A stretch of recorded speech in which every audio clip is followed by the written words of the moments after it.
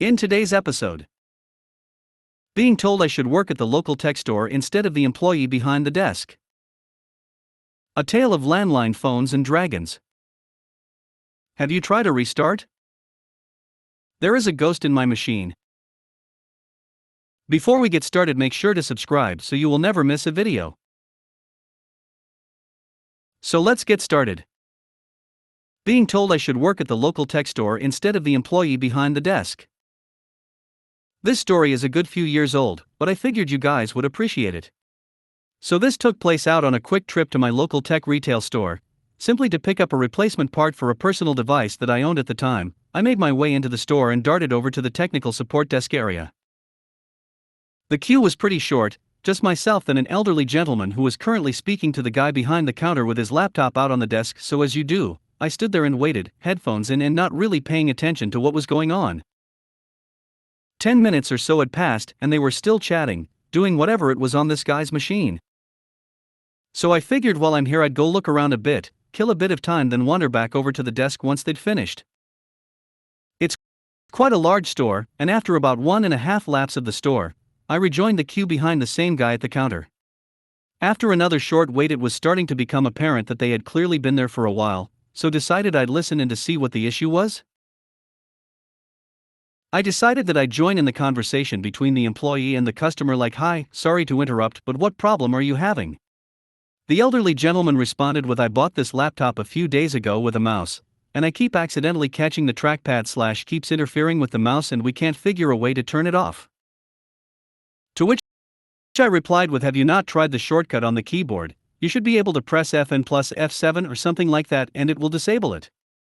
The employee behind the desk then looked at me, then back down at the keyboard on this guy's machine. He then proceeded to try the key combination, then within about 3 seconds all I hear from the employee was, "Oh, that done it." The elderly gentleman then turned and looked at me and said, "Oh, thank you, you've saved the day. We've been here for ages trying to figure that out. I think you should be the one behind the desk instead." I felt bad for the employee. He seemed a bit embarrassed after that, but he clearly didn't know that you could do that. So hopefully going forward he'll remember that one for the next time it happens, and the user had their problem solved. A tale of landline phones and dragons. There is a bit of a preamble to this one to set the scene. Several years ago the federal government announced the creation of a national broadband network, NBN, that was going to deliver high-speed internet to every Australian household and business. It would be a fibre connection, unless the distance involved in a connection made that a silly option financially. If fiber was not on the cards, NBN would be delivered via satellite or short wireless bridge, described in the brochure as fixed wireless NBN. Now you can imagine that in a country the size of Australia, that the delivery of a connection to every household and business would take longer than a month. In fact, it crossed over a federal election where the Conservative opposition party said they would deliver the NBN faster and cheaper by using existing copper phone lines and cable TV coax. The need for a 1 gigabit per second fiber to the premises link was derided by the shadow communications minister in the election campaign with the statement, "How many copies of Game of Thrones do you need to download at once?" referencing a popular pastime on Monday nights for Australians without pay TV subscriptions who wanted to see a dragon. Over several years, NBN made its way across towns, cities and farms using a variety of connection methods, and the term NBN became synonymous with any internet connection faster than 5 megabits per second ADSL. However, while NBN had to contend with geographical complexities, the mobile phone network is not too bad, and the use of 4G and, later on, 5G mobile coverage was marketed by the telcos as viable alternative for seeing dragons faster. Not that I mean they condone video piracy, but they would provide that fast connection now, and without waiting for, let alone using, a cable like a cave person. But this is not a history lesson in the state of Australian telecommunications. This is the story of one I'll call Nero. But I was concerned that little of the story would make sense outside of my country without the above. Nero owns a business that makes use of several acres of land that stretches in a long rectangle rented from a mob we'll call Disinterest Proprietary Limited. However, Nero only uses the back 90% of the land, with the front 10% containing an empty house that may or may not be available for rent by Disinterest Proprietary Limited. In November 2020, Nero approached the MSP I work for to commission a VoIP service. Sales asks what sort of internet connection he has, and the response, wireless NBN, makes sense for the address. Nero wants to use a landline phone number in advertising as a mobile number makes him look small time. And sales want to sell, so no need for pesky double check of the connection type with a what is my IP address lookup in Google. But we are about to move locations, Nero says from one of the several portable worksheds they use as offices. No problem, says sales, VoIP will work wherever you are connected to the NBN, in what was about the only reliable statement that came out of the process. On arrival, I found it odd not to see an NBN fixed wireless antenna standing proud above any of the dongas, as portable worksheds are known in Aussie slang, but I was new to the MSP and keen to impress. Entering the main donga, I found that the internet connection was provided by a 5G connected router with 4 Ethernet sockets and Wi-Fi. Luckily, the phone desk sets did Wi-Fi. Where are the phones going, says me. 2 in here, 2 in the admin donga over there, says Nero, indicating a spirit box some 20 meters away. On the other side of another donga. There is a bit of steel in the construction of a donga. Not that they are Faraday cages by any means, but they do interrupt Wi-Fi. I knew there was no cabled connection from the 5G router to any other part of the site, as the 4 Ethernet sockets were empty. Okay, says me, I'll just go check that room too and see what's what.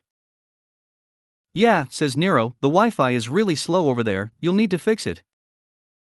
In the other donga is 3 PCs valiantly attached to the Wi-Fi via the slightest of signals. But that was to turn out the least of my problem. You see, the 5G connection introduces a double NAT, and phones take data encryption seriously, and the extra manipulation of the packets are frowned upon. The phone's connected and registered, but calls would fail about 9 out of 10 times. Not going to work, says me. But the new phone number is advertised, says Nero.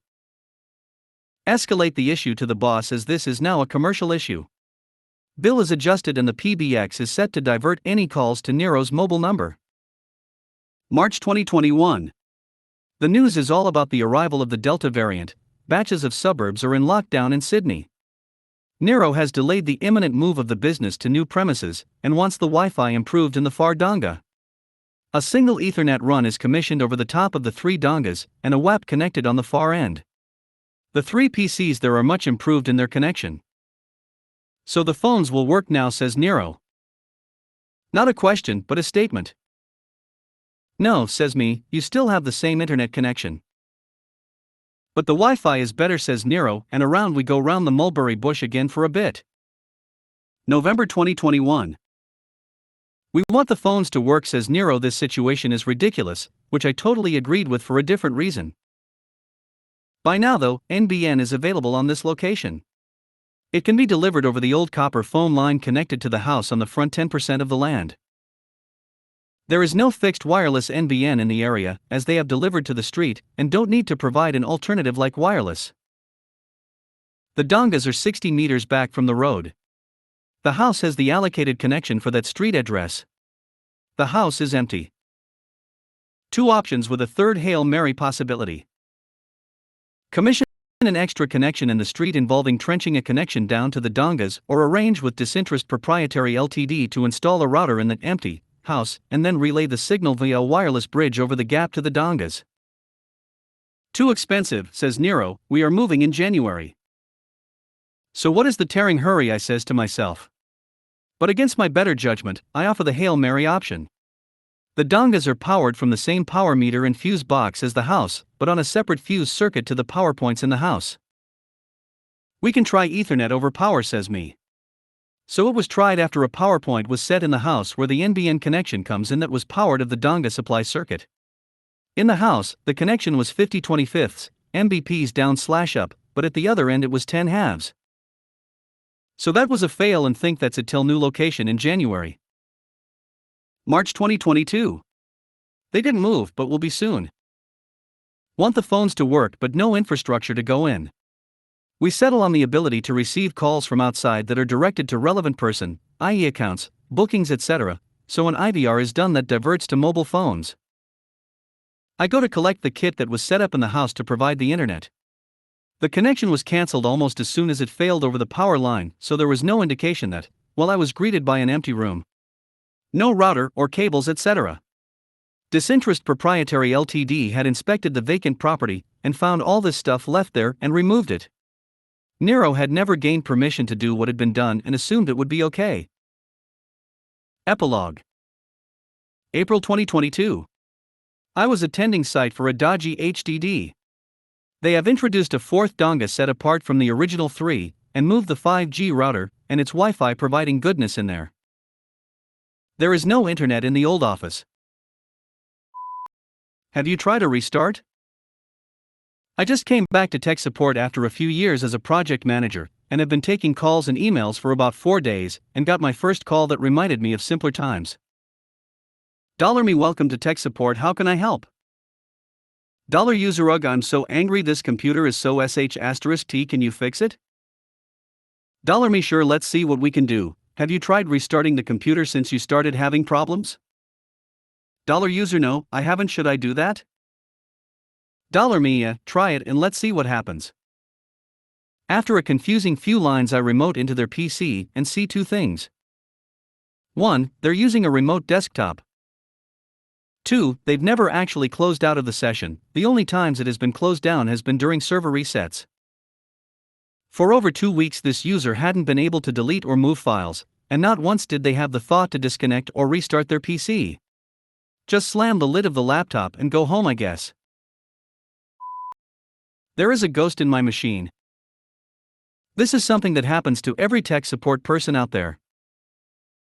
I went on a site visit to install some software that the user was too lazy to do themselves, was literally 1 click and drop off a projector they ordered. While I was there, another user asked me to take a look at an issue they just started having with their PC, joking that a ghost was taking over. They opened a document and started to type on their wireless keyboard, but every time they paused, random letters seemed to appear in their document. Turns out, this happened outside of Word too. I went through the usual things, but then I remembered this sub.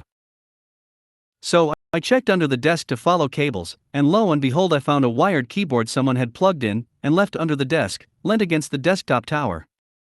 Right where they would put their feet while they were typing. I asked, and apparently, one of the other guys who worked there needed to use their PC for something and didn't like the wireless keyboard, so he plugged in his wired one, and then forgot about it.